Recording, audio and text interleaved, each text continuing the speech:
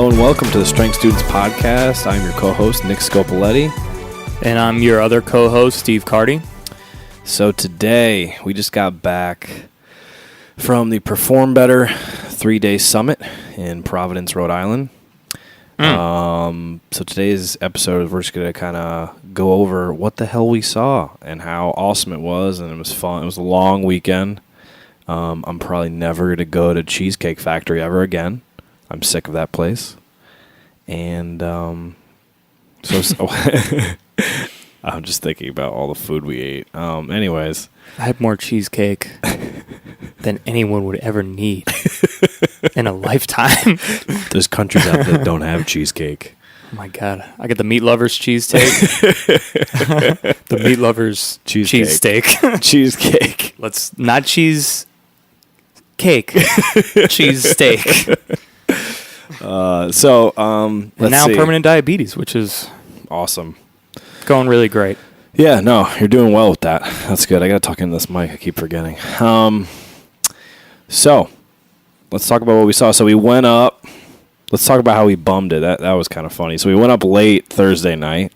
Yep. We got to Providence. Luckily, one of our best friends from home, she just moved there. Yeah. We got to sleep on her couches and her floor with no air conditioning in her apartment. It was. I think I caught 400 Pokemon in that apartment. I left Connecticut like a Pokemon trainer. Got to Rhode Island overnight. Pokemon master. Like, we're talking 3 evolutions. Caught like 50 Pokemon. We're talking missionary. Missionary. Oh, my God. That thing where she's on her back and I'm on top. Yeah. So that was that. But yeah, we didn't actually go to the seminars. I just watched Steve catch Pokemon and I yelled at him the whole time. So the Perform Better seminar was held in Providence, Rhode Island. Yeah. At the Rhode Island Convention Center. Some of the big names that were there, some of the people that we got to see, Dan John, Mike Boyle, who we actually didn't really see. We saw him speak and stuff like that, Q&A, but we didn't actually go to any of his stuff. Charlie Weingroff, which was a good one. Todd Wright, which is one of my new favorite people ever. Probably ever, honestly. Yeah. And we joke, but like his personality, the way he is. Great coach, man. But so smart. And he says he's not smart during his presentations. I don't know. Dude's a genius. Yeah. So let's go play by play. So we got there. Yeah, let's go. So first guy we saw. Who's the first guy we saw? Adil Ansari. Oh, yeah. Yeah, so the first guy we saw before any of the other non-important people was our good friend Adil Ansari, future guest. Oh, don't say that, man. Took your line. Adil Ansari, by the way, he was one of our he is going to be a future guest. He is. I love it to steal it back. It's mine, dude. Stop taking it. Why did you censor your own? Because I didn't want to curse. I've been on a good roll. Anyway, he's one of our best friends. Steve went to college with him, but we're all just acquaintances. He lives the next town over. We haven't seen him in probably almost 4 years. I've never met him before in my life. He is a personal trainer at Equinox in Darien. Kid's a good athlete, super smart. Anyway, it was so amazing to see him. Yeah, absolutely. We had a great weekend. We got to meet some good Equinox people too. Steve's getting coffee, and I'm just standing around, and I'm looking, and I just tap Steve on the shoulder, and I'm like, not say a word. I point, I go, look. And we just start laughing, and he's like, oh, my God. Well, it's funny, and so, we're not spending time. We're not wasting time talking about this right now. This is not the point of this story being the beginning of this story being, if you don't get up and out, man, if you don't take your nose out from behind the book and get out there, I mean, you never know what happened. Like we didn't think we would not only run into a good friend, someone we haven't seen in a while, some very smart man, but the people you meet, like the people we met through him, you know what I mean? The people we met together. We spent all day with his Equinox peeps. Yeah, we got lunch. We had almost every meal. Yeah. Almost every meal with them. Yeah, we got to absorb from them, learn from them, swap stories, and just make some good friends, man. Ryan was an awesome dude. Ryan, Jackie, Jen, just good trainers there. It's like we wouldn't have met them. We wouldn't have absorbed. We wouldn't have made these good relationships, these good friendships, hadn't we seen them. So. As much as you can't do that. You can't do that in a book or an ebook or an article. It's like those are useful. Those are keep reading, absolutely. But it's like that shouldn't be as 100% of your learning energy. You got to get out there. And that's one thing we'll talk about later. Is Don Saladino touched on that, so we'll get back to that. Yeah, hell yeah. So we'll go. We see a deal. We're super amped. Now we got a crew. So our first dude we see. Who's the first person? Charlie Weingroff. Yeah. Dr. Charlie Weingroff. Which was good. I thought that was therapy. very useful. Yeah. So you kind of know a little more about Charlie Weingroff. You mentioned physical therapist, strength and conditioning coach. He's worked with a lot of basketball teams. He's an FMS guy. Works with Greg Cook. He is super smart. A lot of the things my boss does at my workplace, a lot of the things we incorporate is through Charlie. The cool thing is my boss, they're close, all of them. Don Saladino. He actually works. So Don Saladino is the trainer. Celebrity trainer, but does primarily golf. Owns a very successful gym in Manhattan called Drive 495. Just opened another one, Drive 443. He got Charlie to come work for him. So they're two heavy hitters in the industry. So I wanted to see Charlie. Absolutely, he's just good at. He's good at looking at movement. He's good at and the thing about him, and we've talked about this on Brian Christie's podcast. He's a physical therapist, but if you look at this dude, he's a bulldog. He clearly has touched weights in his lifetime, and he has that training background, so he uses it to kind of, he'll do a corrective and blah, blah, blah, but he's not afraid that he says you have to load. You got to load. You got to put yourself under load. Right. So he was going through what he did, basically like a hands-on, kind of a dynamic warm-up. He basically was showing us like, all right, you get your people in the gym, right, and you have them do a warm-up. But what does your warm-up consist of? That's what he was getting at. Are you just having them do FMS or something correctives where they're laying on the ground and they're kind of not stimulated? Or are you doing something to... He gave 4 points. I can't remember the 4 points off the top of my head. Yeah, so he talked about... the big thing Charlie Weingroff talked to the group about was the warm-up. Basically the why behind the warm-up. Why are you warming up? What is the purpose of a warm-up? And his big thing was... don't just stick mindless rehab, physical therapy, corrective, stretching movements, whatever you want to call them. Don't just mindlessly stick those in a warm-up because you feel like it's good for the client. Yeah, he gave 4 main points, basically 4 main guidelines, 4 main points to think about when you're programming a warm-up or taking a client through a warm-up. And that would be 1 through 4 would be your muscles increasing their temperature. So that's like kind of goal number 1. That's the first thing he talked about. Right, get moving. Increasing your muscle temperature. Prime your mobility that you already have. Don't try to get more mobility, which I thought was interesting. Yeah, I liked that. The warm-up is not a time to try to get more mobility. That's what I got from him. And I think that's a really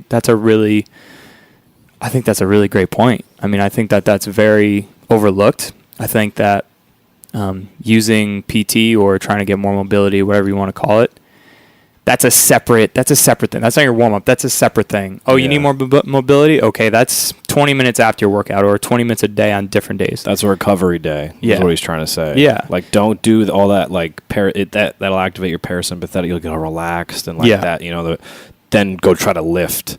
Like, he's like, what did he say? I think he said, you're trying to get ready to have like a savage workout. Like, he's like, you need to turn them into monsters. Yeah, absolutely. And I was like, all right, yeah, you're right. That makes sense. Good point. But that second point being, your warm up is not meant to try to get more mobility. It's just trying to accomplish priming the mobility you already have. Right. And then the third point he brought up was just prepping your CNS, which is pretty basic stuff. Dynamic stuff.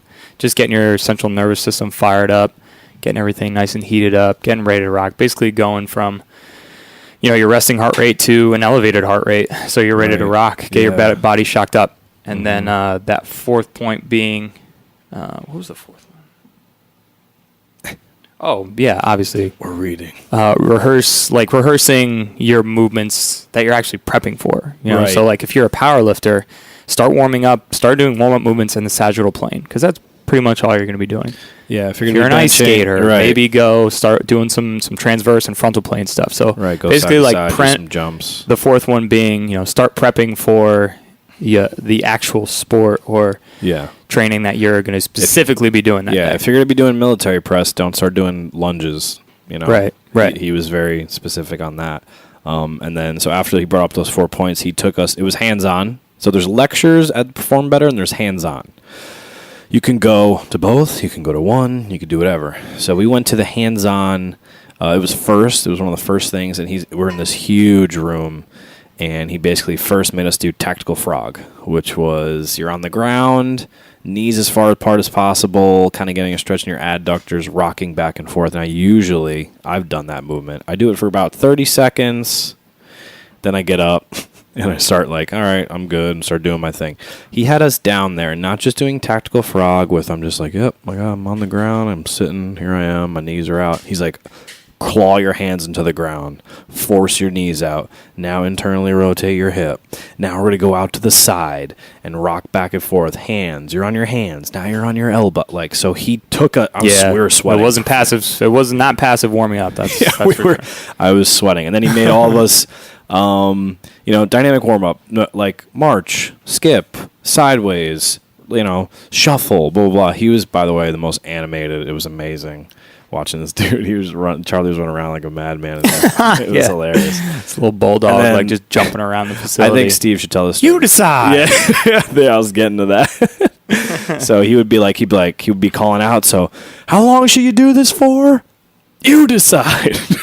I don't know. What's a good amount of sets? What's a good amount of reps? How long should I be doing these holds for? You decide. Yeah. So after the warm up, I think we went into isometrics, right? Correct? Yeah. So after the warm up, he went into a little like Turkish get up stuff, which that's pretty solid for warming up. I think that's pretty popular already. A lot of people know that, but using the Turkish get up for warm up, and he kind of went over how he coaches that, cues he has for that, took everyone through the Turkish get up. But then he went into using isometrics. Honestly, even as a warm up, he even talked about you could use isometrics as an entire workout, basically as a monostructural cardiovascular, whatever you want to call it, piece. Basically using it as that because your body doesn't know the difference between elliptical, rower, running, and holding weights for like your body doesn't know. Right. Everyone thinks, oh, cardio, that means running, treadmill, bike, elliptical, but like your brain knows that, your body doesn't know that though. Right.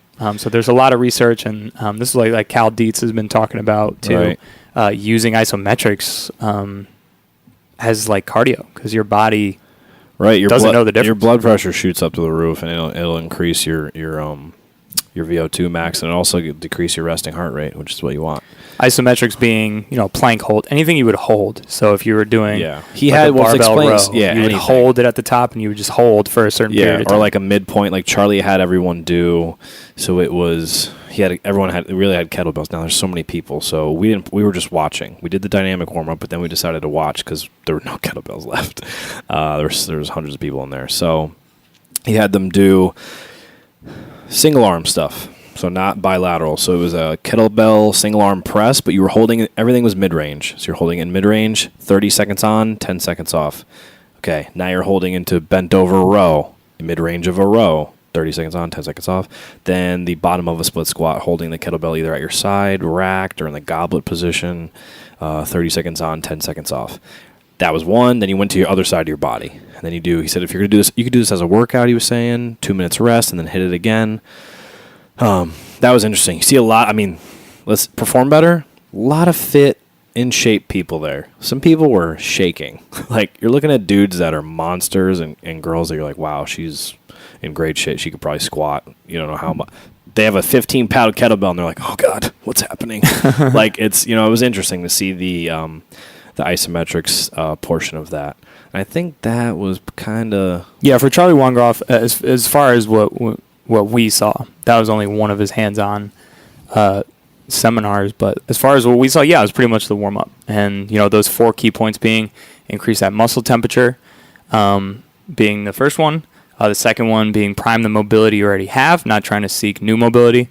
Firing up your central nervous system, and just prepping yourself for the movements you're going to be doing in sport, competition, whatever. So rehearsing the movements you're actually going to be doing on the field, on the court. Those would be those were his main 4 points and main takeaways, which I think are pretty solid guidelines for a basic warm-up or an athletic warm-up. Absolutely. So that was done.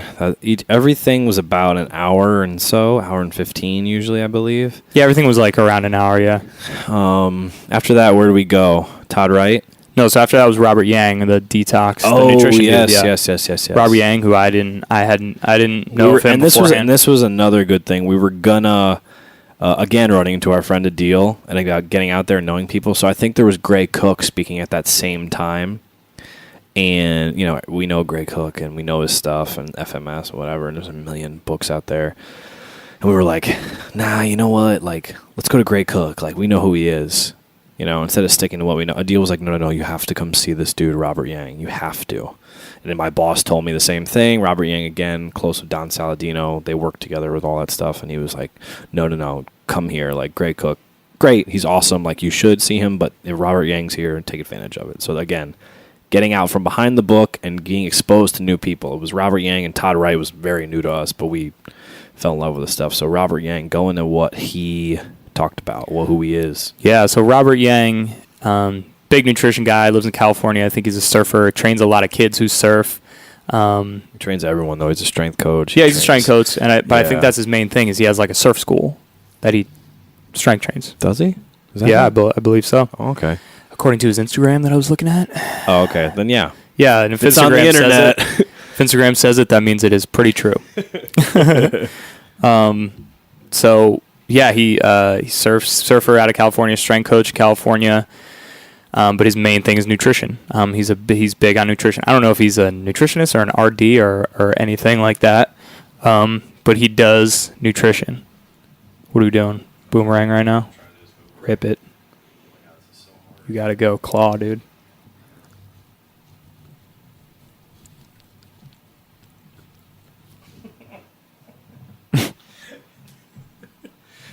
That was pretty bad. Yeah. We'll take another one. I look like a ghost because I was just in the sunlight. All right, let's hold off on that. All right.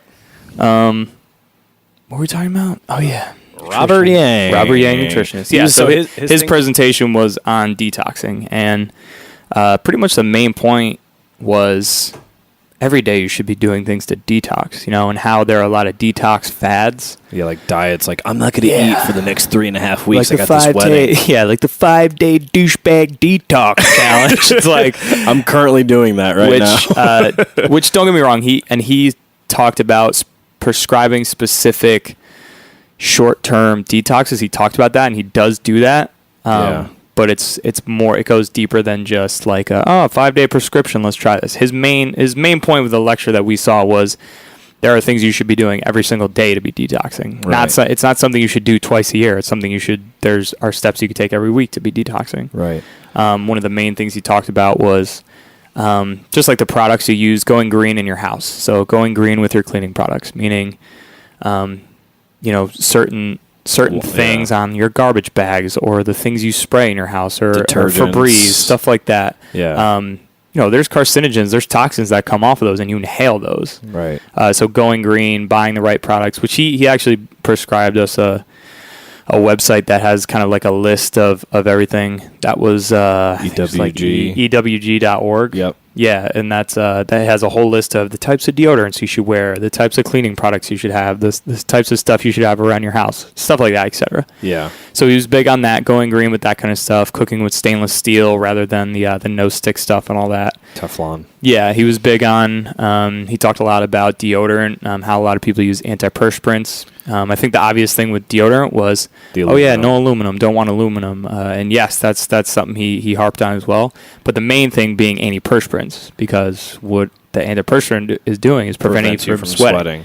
And preventing you from sweating is not a good thing, because when you sweat, you're detoxing. You're getting rid of toxins. So that was actually another useful bit of information. I never really came across that thought before, that theory. So that was we knew that was pretty about cool. we knew about the deodorants. Like we I know both of us switched a while back, but yeah, that's good stuff. Really lasts a long time. you do have to reapply a little bit, but what is it, like every 30 seconds or something like that? No, there's some good ones out there. I found like a Arm & Hammer one that's legit, but like I didn't know sweating is you detoxing. You know what I'm saying? Well, in all seriousness though too, we're talking about like, these aluminum-free organic deodorants that don't really last long and, I don't want to smell. And he addressed that. He said, well, if you're doing other things right, like your nutrition is right, you're drinking water, you're eating all the things and consuming all the things you're supposed to, then you're not going to smell. Right, yeah. Which is, I think, debatable person to person. But ultimately, I would agree with that statement. If you're eating crap and surrounded by crap, then you're probably going to smell like crap. But if you're consuming all the right stuff... Crap plus crap equals crap. Right. But if you're consuming all the right stuff, organic stuff, you go green with all the products in your house. If you're surrounded all by that good stuff, then you're going to be smelling like a French unicorn. Whatever that is. Oh, God. What does it matter with you? French unicorn, future guest. But yeah, so he's a PT out of California. So he talked a lot about that. Other takeaways. Yeah, I mean, just basically that's what we got from him. Which, there's a lot of points. We kind of wrote them all down. But the most part being take care of things you need to take care of every day as far as detoxing. Yeah. Not detox twice a year. And he really... do it every day. Did he emphasize... I think we wrote down some stuff about, like, what to do as soon as you wake up, like, what his routine is. Oh, yeah. Well, he's mentioned, as far as, like, consuming, he said, like, no coffee, no tea, drink mad water. Like a liter of water. He wakes up first. He goes, before I eat, before I do anything, he drinks a liter of water. He goes, that's going to help with everything, get everything going, motility, all that stuff. Yeah, sure. And this is all stuff that, when you're listening to this and writing this stuff down, don't necessarily accept it as fact. Just accept it as, hey, this is something that this dude has researched and tried. You should try it too and see if it works for you. See how you respond to it. See how your body responds to it. Right. Everything. And he was very, everybody in this industry, like, there's people get critiqued and stuff, but you have to try stuff for yourself. Like, you can't be like, I'm only doing this because he said that. It's like, no. Like, try different things out. Even he said he gave a recommendation about probiotics and how you should be taking one that is only 50 billion or more. Yeah. I take a 15 billion one, but I was like, what if you have a dysbiosis in your gut, which is bacteria's a little off? He goes, if you take something and you experience a stomach issue, there's something else going on. Yeah. Therefore, that's not a blanket statement. He was trying to explain, like, you might have something else going on in your gut. Right. So he was very precautionary about that. Yeah, and I think that was a really good point. And he talked about sunscreen too. I think that was the other big one too, especially for me. I don't tan very easily. Weird. But you have red hair and you have fair skin. I thought you guys get really tan. Yeah, no, I go from translucent to paper white to dark paper white to fire engine to pink, red to beet red. That's my color gradient essentially. And he also talked about sunscreen, man. Like, that natural redness or sunburn, wherever you, whatever you personally get. I personally get sunburnt. But that sunburn, basically, it's just your body telling you, hey, man, you've been out in the sun a little too long, time to get out. Yeah. But outside of that, being in the sun, getting that sun exposure is a good thing. And he even said not necessarily wanting to screen that with, like, all these SPFs and these sunblocks. Right. Not necessarily wanting to use those as much, pretty much. Right, and he said 20 minutes of direct sunlight. It was 20,000 20,000 IUs of vitamin D. Recommendation for most health, like, people that are serious about their health, and the vitamin D is like about, I think it's like 4,000 or 5,000. So that's a lot. If you get 20 minutes of direct sunlight, like, walk outside in a lunch break. 20 minutes. 20 minutes. And that's 20,000. Was it IUs? Is it international units? International IUs of vitamin D. And, like, if you go to like a supplement store, usually it's like the smaller one, like you were just saying. The smaller bottle is like 500, right? Yeah, it's like 400 IUs. It usually goes by, and then it goes 8. And there's like 1,000. There's like mega D. Yeah, it's like 2,000. Right. Depending on your weight too, because it's a fat-soluble vitamin. So the more body fat you have, the harder it is for you to absorb. That's what my father didn't take vitamin D for years. Now he's on a 50,000 IU. It's 1 pill a week to try to get his vitamin, and he's still not up. It'd be crazy if there was this thing in the sky that just, like, gave you that instead of having to take a pill. You mean the moon? No, I think Saturn or the Big Dipper. Florida, or one of those cities. So that was Robert Yang. That was essentially what he went over. Good stuff. That was good stuff. I learned a lot from him. Then the next one I think was Todd Wright. The man. Oh my God. So Todd Wright did. Who is Todd Wright? I don't know. No, he's My new dad, I hope. He was a strength coach at the University of Texas for the basketball team. He was also, now he works with the Philadelphia 76ers. Never heard of either of those teams. Yeah, man. They're both terrible. Anyways, so he deals with basketball players. Those dudes, they're huge. They're monsters. Right. Big feet. His thing was all on the feet. What he got exposed to was he was working with an athlete who had back issues, like constant back issues. And he's like, I'm doing planks. I'm doing glute bridges. I don't understand. His back, his hips, his glutes should be fine. What the heck could be happening? He met with a PT called Gary Gray, who's very big on this stuff. Gary Gray's he's a little out there, but he knows his stuff, man. And he's talking about the foot. And he goes, oh, check his foot, and blah, blah, blah. We came in, we were a little bit late for his, but I remember him say, I learned this from Gary Gray, and I knew another friend of mine who said the same thing about the foot from Gary Gray, so I just assumed that I was right. So we get in there, we're a little bit late, down in front, and another reason Adil pointed us to him as well. We were going to go to something else. Yeah. He's like, no, Todd Wright, you have to go. And we were like, yeah, all right, that's cool. Yeah. So we did that, we get in there. He brings up, this dude's having back issues. I'm doing planks to glute bridges. I don't understand. Gary Gray's like, you ever looked at his feet? And he's like, no. No, Todd Wright, not Gary Gray. I mean, yeah. Oh, Gary Gray said to Todd Wright. Oh, my bad. You're the worst. I think. Sorry, I think you meant Shaquille O'Neal. So he gets in there. He's like, "What do you mean his feet?" And he's showing him how the foot moves. First of all, just to give you right off the bat, and this was a key point that I kind of blew my mind a little bit. I never really thought about it. 26 bones in each foot. There's 52 bones in your feet. Don't. There's 206 in your whole body. So a quarter of the bones in your body are just in your 2 feet. I literally was like, oh my God, I didn't know that. Was mind-blowing. Yeah, that was... I was like, and we had fun with that over the weekend, obviously, but that was actually mind-blowing. 25%, a quarter of the entire bones in your body are in your 2 feet. Right.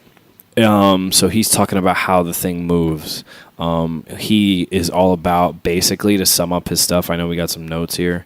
To sum up his stuff, he made it very simple. He says he's a smart guy, and he goes, I'm not that smart, so I simplify things. He is that smart. I move in all planes of motion, sagittal, frontal, transverse, and he looks at 3 points of the foot. The calcaneus, your heel, the midfoot, middle of your foot, and your big toe. So we'll go over some of that. I know Steve has the notes, so rip it. Yeah, I mean, one of his beginning points that resonated with me was movement is driven by proprioception, right? So movement is pretty much driven by proprioception. Proprioception basically meaning your body's awareness of the things around you, right? So, if you reach behind you and touch the wall behind you, it's the proprioception that's occurring is your fingers knowing, oh, there's a wall right there. Right. I'm touching it, there's a wall. It's on my fingers, there's a wall right there. Or in the case of Todd Wright's lecture, your feet. Right. There's a ton. Which are when you're moving, what's touching the ground? Yeah. Your feet, right? Always. Especially in athletics. I mean, in athletics, there's not many sports where you're not on your feet directly. That's what you're on. Maybe swimming. Yeah, right, exactly. Which is fair. Feet, but for the most push part, off the wall, right? But for the most part, and not even sports, day-to-day movement. If you're walking or running, your movement is being driven by proprioception, which is starting at your feet. Right. So to me, this is a pretty genius concept. Which and he'll say it too. He didn't invent this concept of proprioception stemming. Movement being driven by proprioception, and that's starting with your feet. He didn't invent that. He's just simplifying it in a really gnarly way, to be honest with you, and making it really simple to understand that. All right, all this stuff starts with your feet. Let's make sure that that's the first thing we look at with our clients, with our athletes. And he was basically showing us videos and diagrams of the foot, and how the bones are moved. And you think, oh, I just go up, I go sagittal. That's it. I walk. I go forward. I could go backwards. That's it. And he's like, no, your foot rolls in. There's so many bones. This hits this. I won't get into all of it. It's crazy, yeah. It was too much for people to understand. It's too much. I'm still I have to review all my notes because I was like, oh my God, what is he talking about? Yeah, a lot of stuff. But so basically, the moral of the story is he had that basketball player looked at his. I forget exactly what was wrong with him, but fixed some stuff with his feet and how he moving in all planes and doing different lunges in all planes, doing hops in all planes.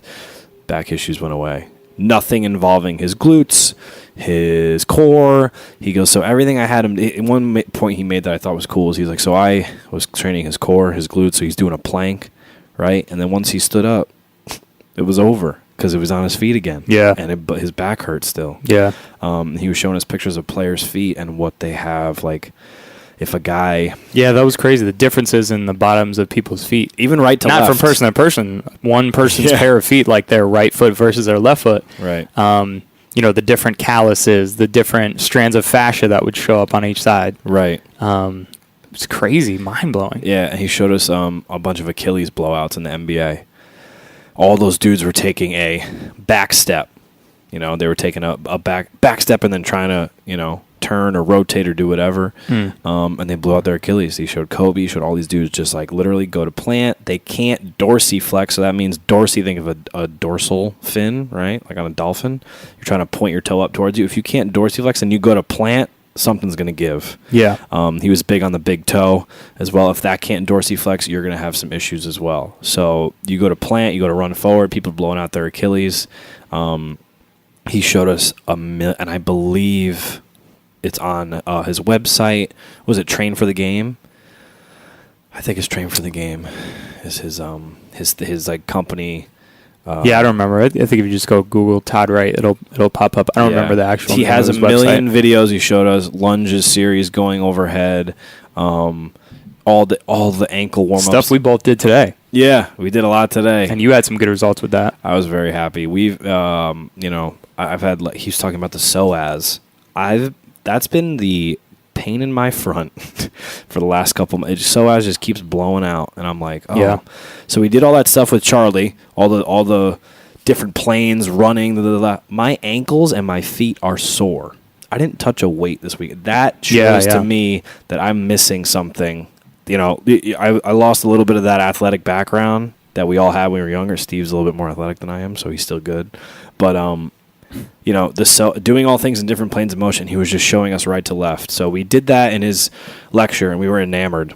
He's like, oh, my hands-on's next. 15 minutes later, we go, yep, we're definitely going to that. Oh, yeah. So we walk next door, dead center, right down in front, shoes off. Me and Steve are examining each other's feet, just like we do every Saturday. Which was awesome, I thought, the hands-on portion of that. Like, get with a partner, take your shoes off, and you are going to do feet. Yeah, and thank God I came with you and it wasn't a random person. Yeah, and he was like, you're going to do with your partner to their feet what I do with my athletes, and he taught us that, which was, I mean, that was awesome, man. Dude, you can't get that from a book, man. You could maybe get it from a video, but you don't have Todd right there guiding your hands and showing you what you should be feeling. Right. That was awesome, man. He essentially taught us how to assess differences right to left from a person's right to foot to their left foot, how to basically assess where the heel of their foot, the middle of their foot, and the toe portion of their foot is. That was so valuable. It was insane. Toes in, toes out, and then squat like that. Feet staggered. That was probably the most eye-opening. Right. Was feet staggered, and I think I went right leg forward, left leg back, boom, right into a squat. Yeah. So my left leg's a little bit back, right? He's like, all right, switch it up. And I go the other side, and I couldn't break a quarter squat. I was like, why? My right heel, because you're feeling it in your heel. People felt it in their back. Yeah. It was different from people next to us. It was different from person to person. Right. It was wild. And I was like, this is unbelievable. Yeah. So we did that hands-on, and I would love to go to his thing in Austin, but I have a wedding, so I can't. Skip it, dude. No. He was an awesome dude, though. I'm assuming basketball was his sport. He's like this tall dude. I'm assuming that was his sport. He looks athletic. Moves well, tall dude. He's a cool guy, man. He was. I'd love to chill with him. Oh yeah, like off the record. You know what I mean? I feel like like go get like a beer or like a organic apple tofu martini. salad. Go to like a nightclub. Just me and him. Get into middle of the day. Get into a bar fight, so you're moving in all planes of motion. Right. Exactly. Yeah. Maybe go on with him on a plane. Okay. So next guy. I guess so. The other dude we saw on that. So I guess kind of moving to second day. We saw Dan John. No, that wasn't. Yeah. Second day, we're done. Yeah, man. That was it. Didn't we go to something else? Well, we saw Don Saladino on the first day. Right. Yeah. Right. We'll talk about him last time. Oh, okay. All right. I was like, we definitely saw Don. Yeah. When was Dan? Dan John was the second day. It was second day after lunch, man. Yeah. That's what I said. Second day. Right. But what did we do that morning? We did something that morning, I think. Right? Oh, Greg Rose. Oh, shit. Greg Rose, we saw. Greg Rose at the end of the first day. At the end of the first day, yeah. Oh, yeah, my bad. And and then the beginning of the second day was Don Saladino, then Right. Dan John, then Don, and again. Right. Yeah, okay. Yeah, okay. so end of our first Then we day. saw the Spice Girls. It was us. Dressed as Spice Girls. So we were there. We were at Greg Rose. So I've heard a lot about Greg Rose through my boss. And I haven't. So that was cool. Like we had to you have heard a lot about him. I knew nothing about the dude. Yeah, so I knew. But his lecture sounded awesome. Like it did. It was basically developing power in your athletes. I was like, that sounds great. Yeah, I was like, that sounds. I'm an Olympic weightlifter. Right, I could right. definitely benefit from this. He was all about it. So we're like, all right, I'm going to go to Greg Rose. Like, my boss was like, you need to see him. Greg Rose, part owner of FMS. He also owns, or I don't know if he owns, but he operates. Well, no, he works at Titleist Performance Institute. Right, exactly. So TPI, it's in California. Titleist a golf. It's a golf training institute. All golf. So again, a lot of golf stuff, by the way. We'll get Which I was. So I walked in. I'm like, oh, I don't know, Greg Rose. This is a power thing. Cool. This sounds awesome. Walk in, dude, middle-aged guy in like golf attire, like FootJoy polo. Khakis and shoes, like, not a big, jacked, powerful, strong-looking dude at all. Right. I'm like, oh, the golf guy, great. We're going to learn about golf for the next hour, you know what I mean? But I was like, no, it's worth staying. And, it was awesome, Yeah. Not necessarily stuff he invented, but, again, not necessarily stuff that, boom, slapping his name on it, patenting it, but stuff that his little spin on things and how he kind of related his sport golf to crossed into different sports and how to train power. Yeah, so he did some cool stuff. The first slide was like, if you train throwers, golfers, or whatever, and we were like, oh no. Yeah, if you train throwers, golfers, strikers, swingers, then sit in the front. If you're training people for weight loss, fat loss, you might want to sit in here more towards the back, more towards the exit. Yeah, we were like, oh no. But then, but my boss sold me. But that's not everything, though. Yeah. It's good to learn about all that stuff. And I, like I said, I coach CrossFit. I do Olympic weightlifting. That's power. Right. So go into basically so there was some just cool statistics. First, he threw out some statistics about golf. And again, I went, oh, here we go. But awesome stuff. So he goes, all right. He made a list of the top 10 golfers in the world. The top 8 golfers in the world, 4 of them were in the top 4, 1, 2, 3, and 4, for longest drives. Right. So power. And he made a spreadsheet of golf accuracy, all the guys that are super accurate in golf, and the money they make, which they used a lot. So the money they make, and then the guys who had the most power and drove the ball the farthest. Right. The guys that drove the ball the farthest made way more money. Yeah. Which was interesting.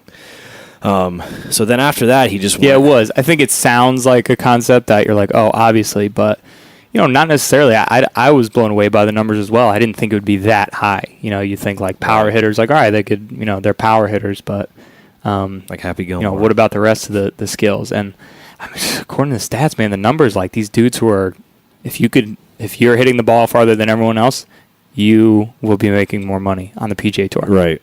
So that was really interesting. And then he went into basically all the movements and everything. Yeah, how he would train for power. So basically, he said he would do things a little differently. So he would do a strength movement. That was like his big thing. Strength movement first, then speed stuff.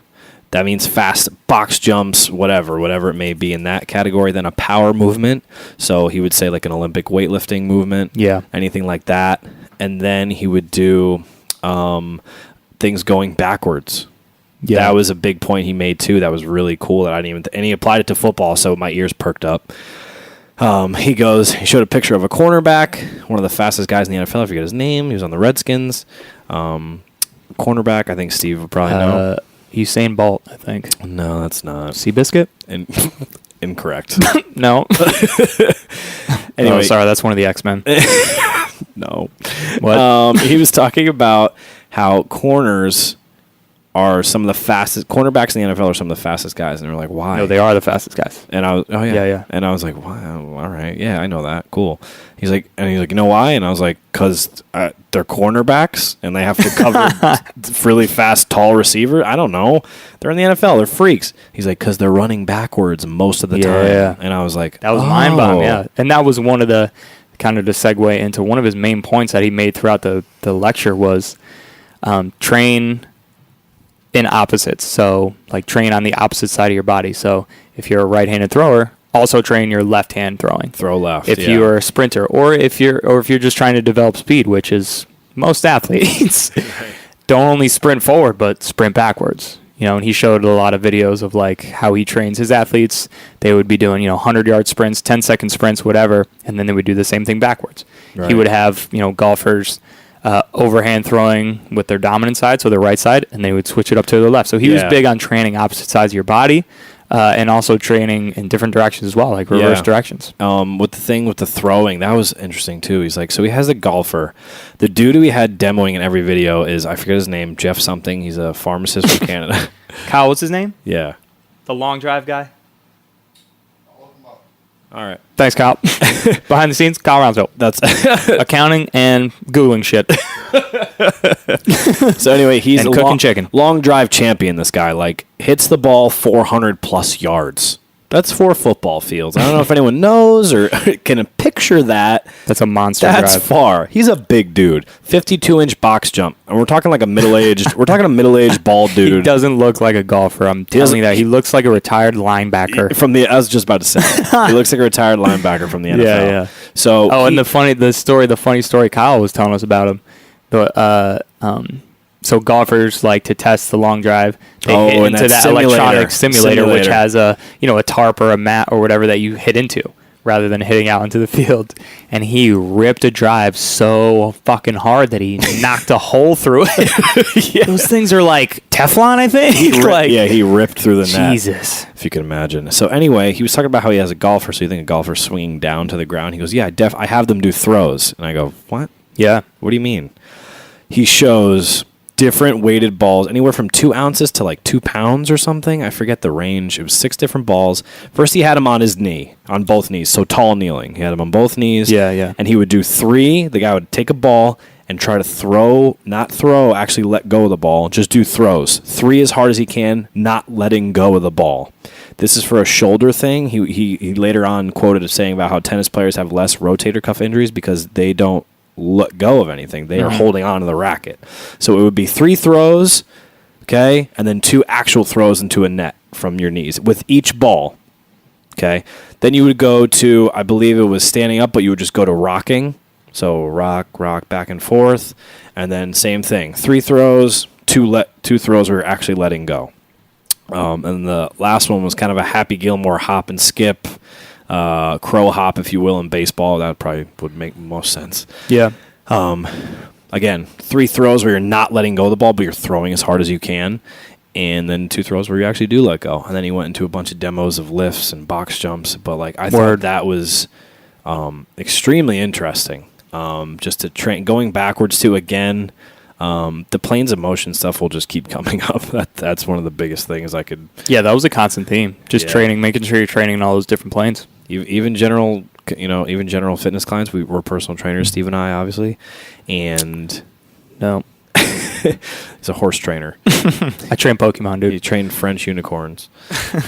So. Even with that, get them to move in different planes. Like you have people that are constantly getting hurt, or this is tight, or this is tight. It was just a big eye opener. Yeah. For a lot of stuff, it was so cool. Definitely. So ended that day. Greg Rose. First thing, second day I remember was Don Saladino. Don Saladino was a good Q&A. It was his hands-on, dude. It was supposed to be hands-on. Yeah. He was gonna like do a warm up, but he knew we were all sitting there looking at him like, we just want to talk about business. Yeah, yeah. It was mostly about how to grow your business. So I'll go into who. This dude came in all jacked up on coffee. He's like, Yeah. come on, throw some questions at me. Let's go. Let's do this. Who's got the next one? Dude, he's ripped, looking like a superhero. Don, he does. Don, very cool guy, man. He's so just down to earth. I've followed his stuff on like Facebook Live. It's like him and his boys lifting at the gym that he owns in Manhattan. They're like talking shit to each other. It's absolutely hilarious. This just in. Jason Zuback, that's him. Okay, yeah. Thank you, Kyle. All right, you're fired, Kyle. Kyle's shirtless on the couch right now, watching TV and mute. So considerate. Wait, let's go back to Don. Though. Let's finish with Don, and we'll talk about Dan John real quick because Don was essentially the last lecture. Right? No, you're good. And we got like the most from the lecture. So let's talk about him last. Right. Talk about Dan John. Met Dan John on Tinder. He showed up at the bar we were at. Oh my god, that was so funny. He's a good dude, Dan John. Oh my god, real personable guy. Everyone there pretty much was. It's funny. We were talking about this. Like these are like our celebrities, you know. Like if Kanye West and like Dan John were walking down the street, one behind the other, I'd be like, "Yo, there's Dan John walking behind that weird dude with the sunglasses and weird clothes on." His girlfrient's butt. Oh my god! Should I go say something to him? His wife's butt is huge. Yeah. Oh, that's Kim. I don't care. Yeah. It's like these are our celebrities. Like seeing them in real life for us is like, oh my god. Yeah. So in episode 1, I talked. Not really, but these are our celebrities. You know, right. like no, we they see are. these guys. We're like, holy shit, that's Dan John. Like this is about to be on right now. Yeah. In episode 1, I talked about how I bought Easy Strength. He was one of the writers of that book. I mean, he's one of the guys who I like. Which show? Episode 1 of The Strength Students Podcast. Mike Dip. Don't ruin that. No, it's back. Thanks, Manchester Guitar Center. Oh God. So anyway, we're first we saw Dan John at the bar, which was amazing, and he was so cool. We were at lunch. When I say a bar, it's midday. We're getting like food. When you say bar, you mean trap bar, bro. No, dude, straight bar. I don't do that. Trap bar. Cambridge bar. So first of all, he walked in. We had an empty seat, and we were like, "Oh, Dan, come sit here." And he just went over to us. He's like, "Wait, I'm meeting someone here." And our buddy Adil was like, "Yeah, it's us." Oh, it is. And he was almost gonna sit down. Yeah, he literally. We were like, "Oh, we're like, nah, we're just kidding. It's not us." Yeah, but he was cool, man. He shook all of our hands, introduced himself to all of us. Yeah, what's your name? Hey, what's your name? Like, cracked some jokes to us. Like, he was an awesome dude. Very personable guy. Very cool dude. Then he went and sat with some other people. He was like, "You guys are not cool." So anyway, we finished up lunch. We go to his lecture. That was first. We were a little bit late coming into that. It was packed. Yeah, as that was always. Packed. Dan John stuff is. And if you don't know Dan John, I guess it would be the equivalent of, Dan John in the strength and conditioning world would be like like a Jay-Z of the music world. Yeah, he's that level of the strength and conditioning world. Let me explain who the hell he is. People don't know. He was a thrower. He was a thrower, all about lifting. He's done Olympic lifts. The guy is massive. He's massive, and he's an older. I think he's almost 60, or maybe he's up there. He's coached high school national champions. He's coached people. He's went through the discus D1 college, I believe, the University of Utah or something like that. He's from Utah. He went to Utah. So he did that.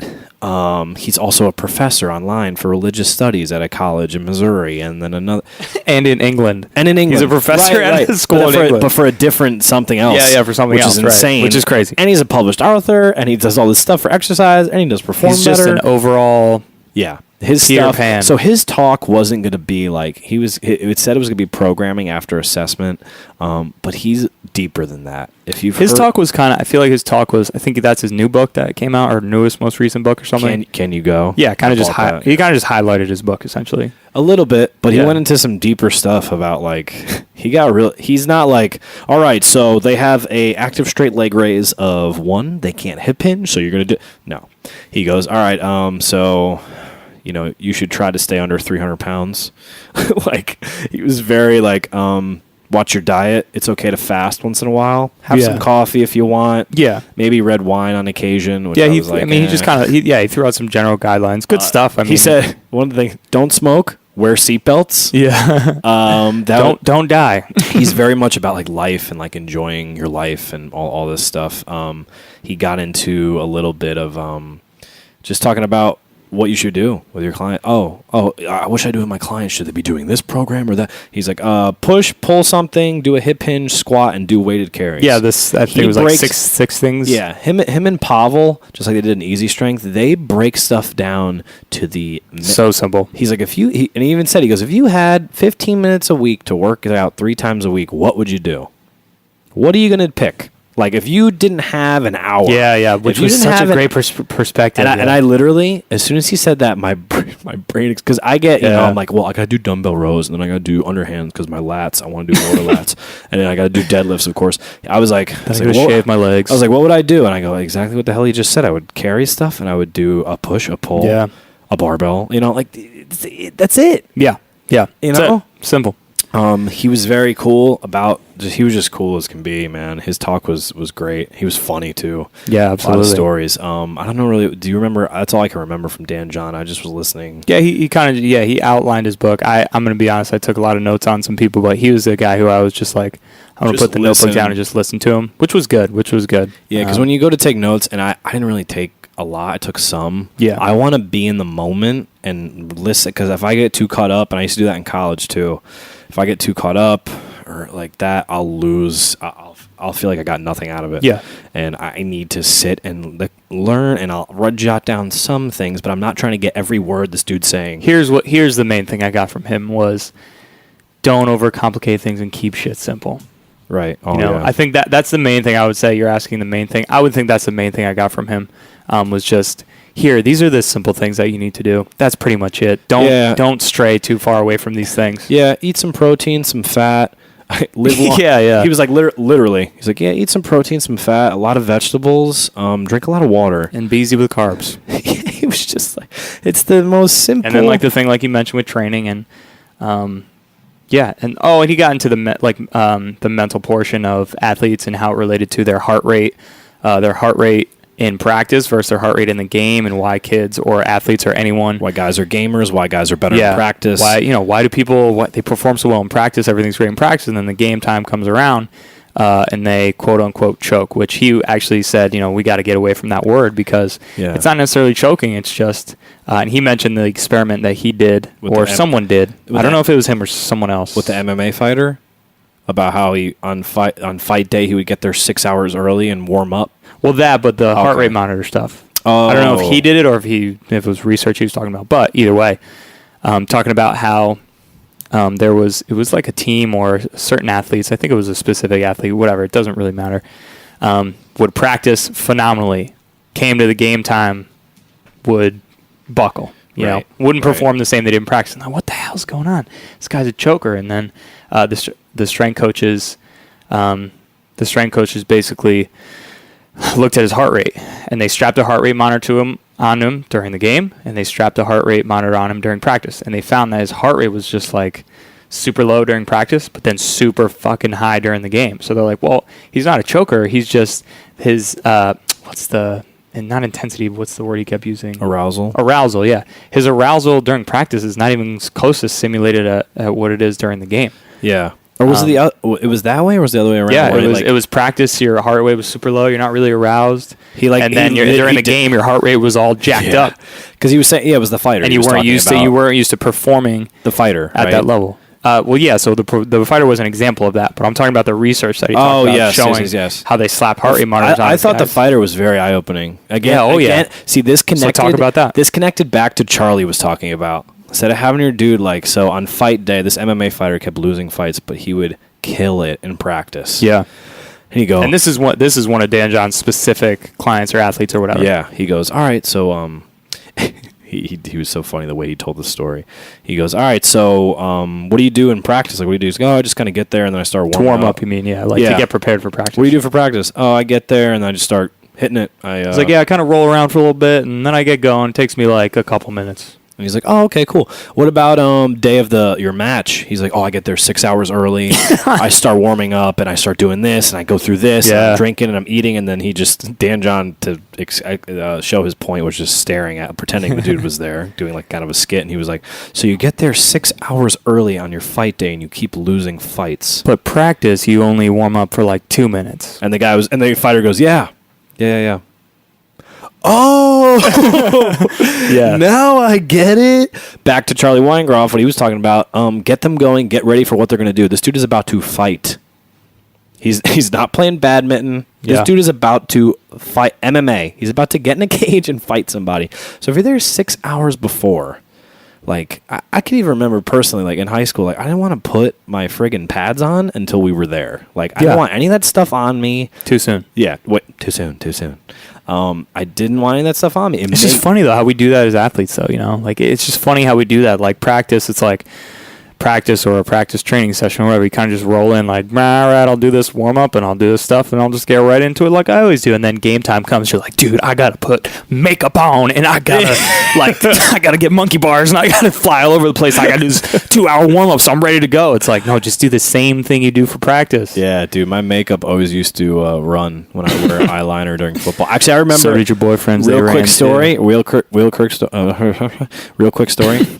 Sophomore year of high school, I was starting in our spring game because there was only like 2 centers. I was so amped up. I was going against a senior starting linebacker who was scary as can be. So, you know what I decided to do that day? I'm 15. I've never had caffeine before in my life. So I had a Red Bull and I had a Monster. Smart. Couldn't feel my legs the whole game. He was going to ruin me anyway. I just made it worse. All right, next. So you're like, what's up, man? What's going on? It's a great game. What's going on? How are we doing? How are we? Snap, blah. He's like, you're on that. Why are you on my side? You're on the wrong side of the field. I'm like, yeah, I know. I'm playing defense now. So we saw Dan John. Yeah. And then close out our weekend was Don Saladino, who you kind of knew him previously more going. Yeah, so Don, your boss is they're good friends with him. My boss and my boss's girlfriend Allie Gilbert, who also trains golfers in Greenwich. They're all very tight. They've known each other for a while in the industry. I know my boss has gone to like Bev Francis with Don and like squatted with him, and I was always like, this is the coolest thing in the world. Yeah, Don is one of the most. I saw him talk last June for the first time ever. And I'm thinking, all right, this dude's celebrity trainer. We're talking Ryan Reynolds. We're talking Hugh Jackman. That's how he got his start. I mean, celebrity. Jennifer Aniston comes to his gym. This is not a joke. Like, he's big time, right? He's made it. He's even said I've charged over $1,000 an hour. Think about that. $1,000 an hour. This dude is legit. But I'm thinking, I'm going to this seminar. Last June, not the Perform Better. Last June, I'm thinking, oh man, celebrity trainer. This dude has some secret sauce that no one else has. Oh my guy's gonna give tips, and like I'm gonna be rich too. It's gonna be insane. Yeah. Nah, you know what? Guy from Long Island. He wanted to play professional baseball. It didn't work out. He talked about how his dreams were crushed, and now he needed to figure out what to do. He liked training. Started personal training in New York City. Just went into the city. He drove in from Long Island. Making 20 G's a year, hustling, like grinding. He's like, there's got to be a better way. Him and his brother opened up a golf type place. They, were throwing catering parties. That's how his gym got saved. They were throwing catering parties to make money for like these bigger companies, to like go in with these bigger companies and get clients and prospect for their gym. And they were building up and up and up. Then 2008 hit. All this, I'm like, wow, this dude had a hard road.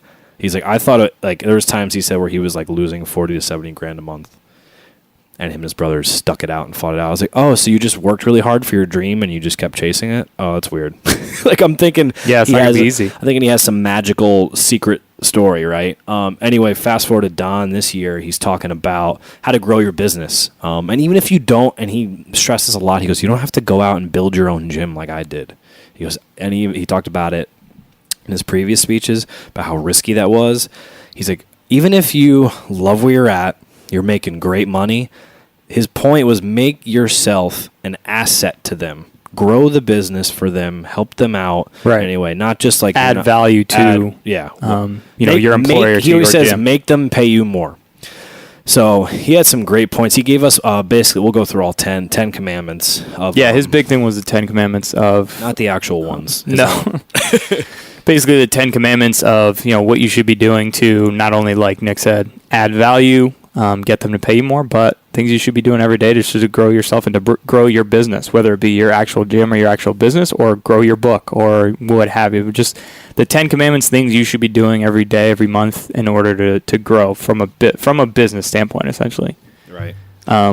First one, we'll go through them, right? We'll go through the 10 Commandments. So first one being pay your dues. Essentially, paying your dues meaning, all right, before you even get started, this is like the the genesis before you even get started in anything, before you even get after it, pay your dues. So mentorships, internships. He's like, get comfortable working for free. Because you're going to have to do it. You're going to have to pay your dues. You might have to sleep on some couches. You might have to scrub some toilets. You might have to, you're going to have to pay your dues. Yeah, that's number one. Yeah, he knows a lot of high-end people. I mean, right-hand man for Tommy. He gave a cool story that really stuck out in my head. The right-hand man for Tommy Hilfiger, the guy who started it, helped him, was one of his first clients. He said that dude was sleeping on his desk. Like, I don't know how I'm going to figure this out. Cut to Snoop Dogg on SNL, Saturday Night Live, wearing a Tommy Hilfiger jacket, wearing it. Like showing it off, sales go through the roof. Can't keep on the racks. Boom, storm from there. But this dude was sleeping on his desk, and now I'm sure they're close to billionaires. Yeah, it's crazy. So I mean, he was just like, just stick it out, and he's around tons of successful people and mentors. Right. So rip to number so two. Pay your dues, everybody. Pay your dues. Don't pay the government. Just like don't pay taxes, but like pay your dues. Social media. So basically, your social media presence. Basically creating a story on your social media. Tell a story with your Instagram post, your Facebook post. Tell a story, get creative with it. And just to give you some numbers, he said it should be 3 to 7 posts a day promoting you and your business, putting stuff out there. 3 to 7 posts a day, which to me, my initial thought was I thought immediately of, oh, God, that promoter on Instagram who's posting something every second. I don't want to look at this. But it is effective. Oh yeah, constant exposure. If you're posting once a day, people aren't seeing your. It's even just about seeing your brand and your name and your logo and what you're doing. Like constantly seeing that, like you're planting seeds in people's heads. Right. So his day-to-day thing. One of the things he says he did that helped him out. So he posts his meals, his family, his training, how he eats and everything. So he got a deal with, I think it's Garden of Life. They're an all-organic supplement company, and now they brought him in, and they were like, they flew him and his wife out. They said they brought him in. Now he's launching a sport line with them, like, It's crazy. And he goes, and he asked to do the meeting. So why me? Like, why are you guys? Yeah. How did you guys find me? Like, I forgot about this. They're like, oh yeah, your last like 10 or 20 posts on Instagram. We can follow your Instagram. Yeah. And as Don always says, he's like, that shit works. Like he was like, I don't understand. Yeah. Okay, all right. So they found him through Instagram. Now he has his own supplement deal coming out, and That's crazy. With an organic, he got to go look at the soil, and it was he was very passionate about that. So now we'll rip to number 3. Commandment number 3. I'm fucking singing. Just go. Okay, commandment number 3. Have a support group. So not only your friends and family, the people who are important in your life, people who are going to bring positivity into your life, but, people like mentors, like people who, he said, and I've heard this before, but just kind of reiterating the point, like find someone that you want to be, who right now is doing what you want to do. Find that person, sit down with them, absorb from them, grab their knowledge, like get everything. Hey, I'll bring you for coffee, I'll bring you for lunch, once a week, every week, or every 2 weeks. Like sit down and absorb from that person that you want to be. He even said, and this is good because most people that personal train, they can afford it and they're usually very successful. He was like, find a client that you really are like, wow, he knows his stuff about finance. Hey, can I buy you a cup of coffee once a week and we sit down, or like every 2 weeks? And he goes, they want to help you. They're going to want to help you. You're helping them do their thing. So why not? And as soon as he said that, I knew immediately out of my clients, I would need to start doing that. Sit down, talk with them, just make that connection. And then we'll go to number 4.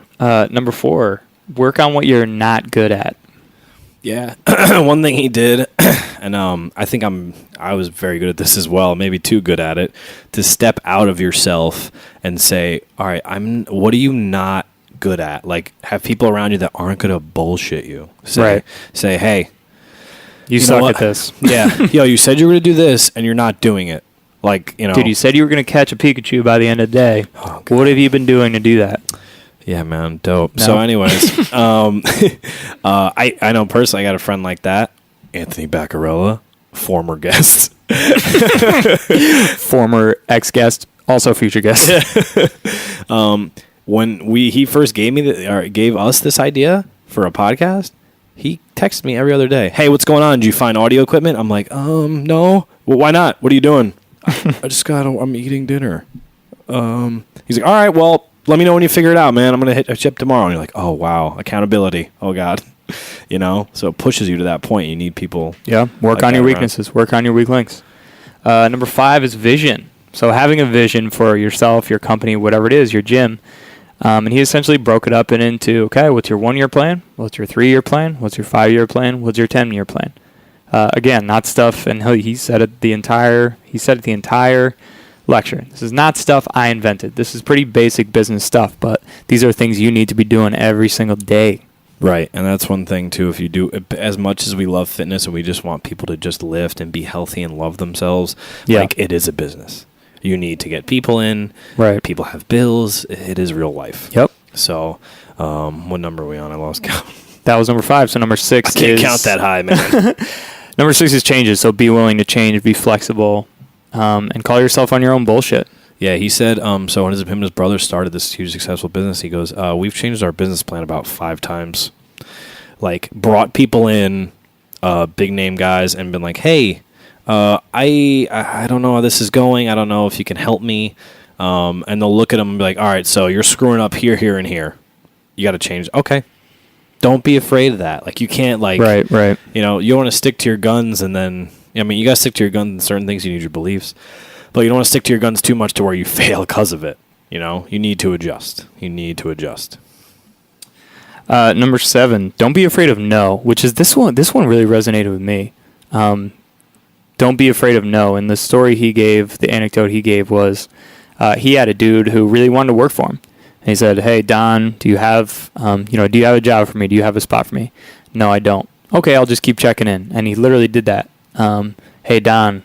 Hey, man, I just wanted to check up. How's the family doing? You got anything for me there? He did that like once a month for Dude, how many he did, years? Yeah, he said he did it for like once a month for a while, and it just... Years. The main point being, he got to the point where he was like, this guy is so persistent. This guy is showing me as so much value that I need to pay him to get him on my team.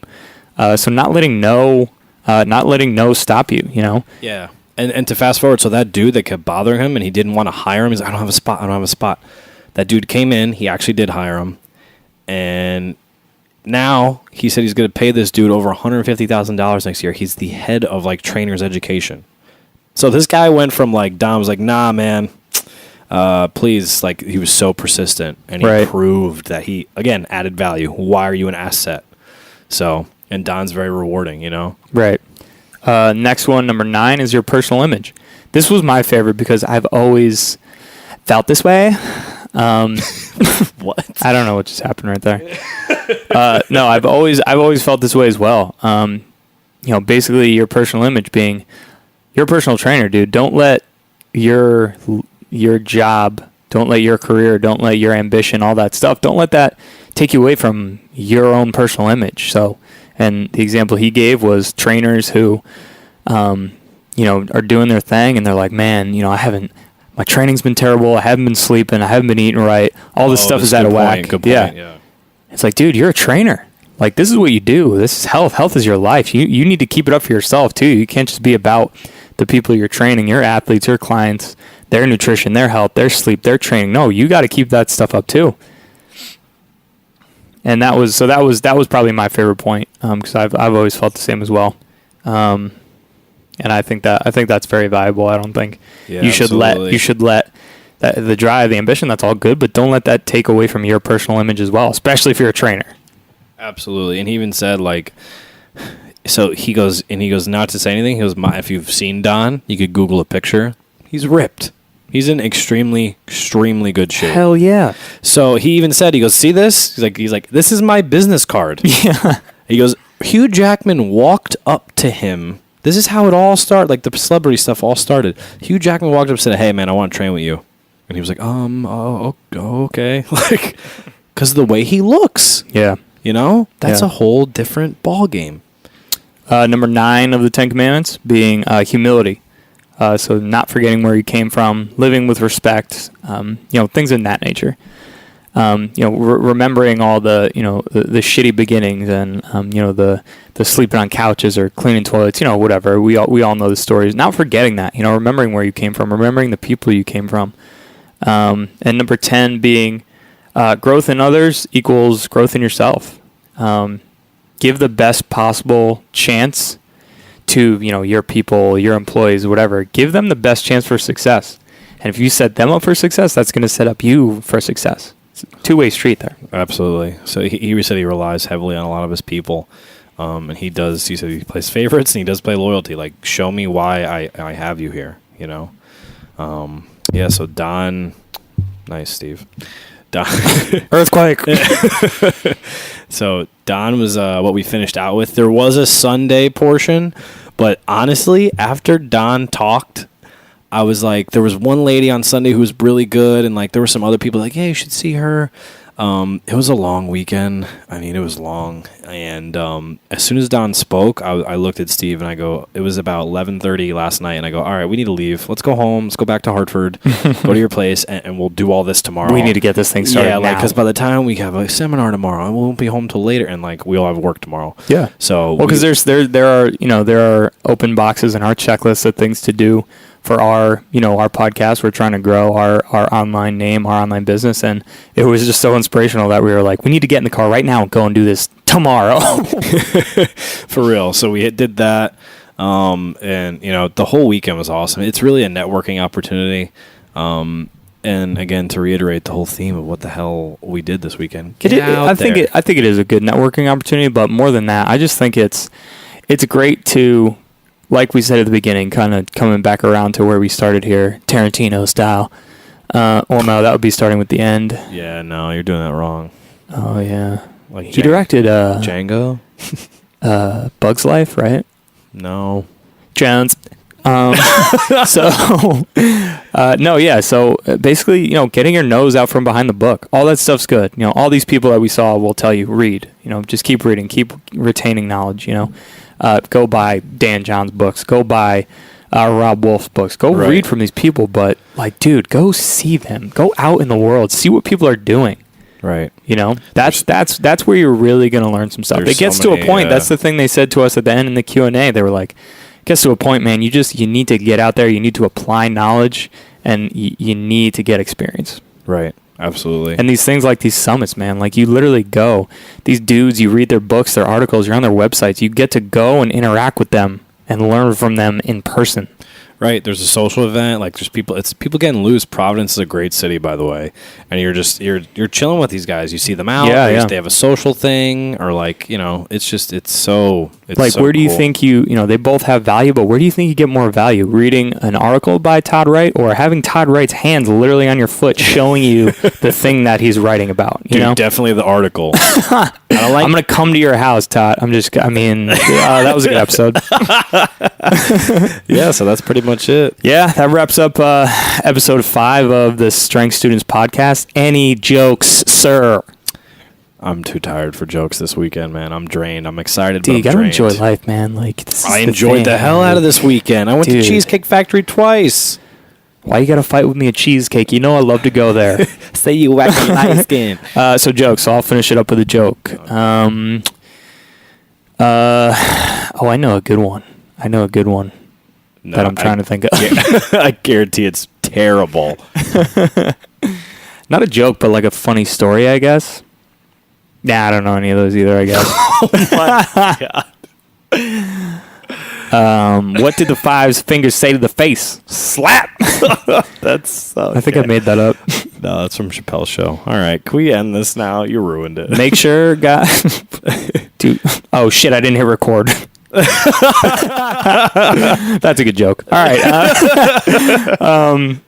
Make sure you guys give us a 5-star review, or just tell your friends about us and tell your grandmother about us. Oh wait, we are live now on social media. Yeah, go check us out. Instagram handle is Strength Students Podcast, and you can just check us out on Facebook. Strength Students Podcast. Strength Students Podcast. Go like that page. We're gonna start posting stuff, more content, things to come. We're gonna set up a Twitter and a Snapchat too. Boomerangs. Oh, we gotta do a boomerang. We will. Oh, don't you worry, Chow. We will. So make sure you guys give us a 5-star review, give us 2 thumbs up, and dream about us in your sleep at night when you're sleeping and you're thinking about us. Okay, good episode, everybody. See you tomorrow, maybe.